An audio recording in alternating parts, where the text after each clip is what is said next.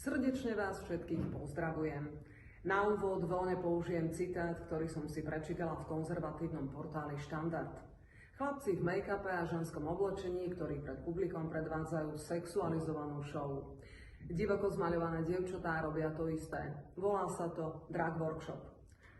Takto budú vystupovať a učiť sa mladí ľudia od 16 rokov. Teraz, na konci januára 2024. Chlapci a dievčatá z 11 krajín sa prídu učiť a predvádzať na 11 dní do Košíc na workshope sponzorovanom Európskou úniou a Slovenskou republikou.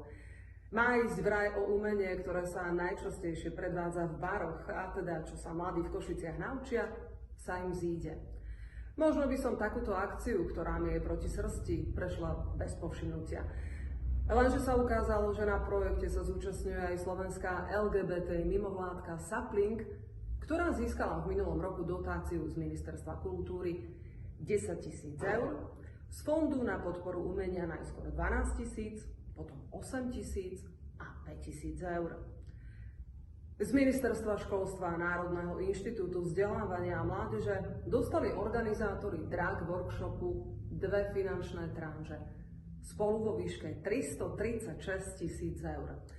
A sú tam ešte ďalší štátni a verejní podporovatelia.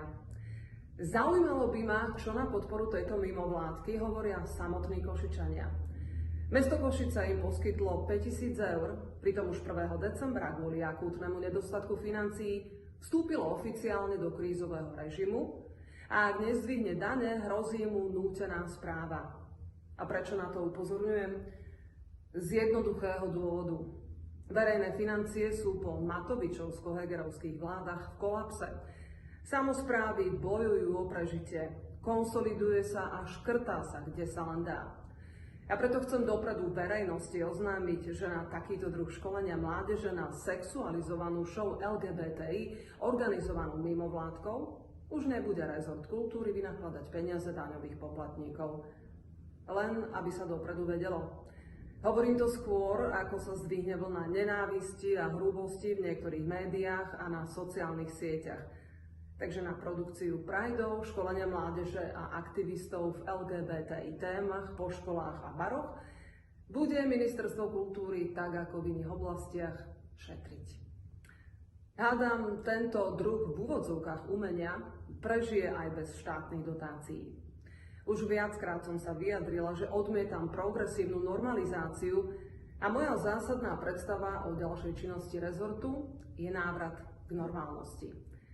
Ctím si rôzne názory, ale nech je každému dovolené, a teda aj mne, vyslovovať svoj postoj. Žiaľ, stále viac a viac sa ukazuje, že súčasní liberáli a progresívci sú väčšinou ľudia, ktorí chcú, aby všetci mysleli a konali ako oni, dúho.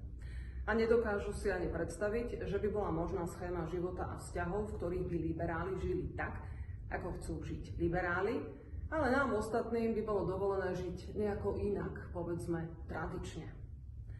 Nevnúcujte slovenskej spoločnosti váš pochmúrny štýl správania. A ak sa ľudia s iným názorom zoprú, nesnažte sa ich zastrašiť či prinútiť k vášmu videniu sveta a morálke.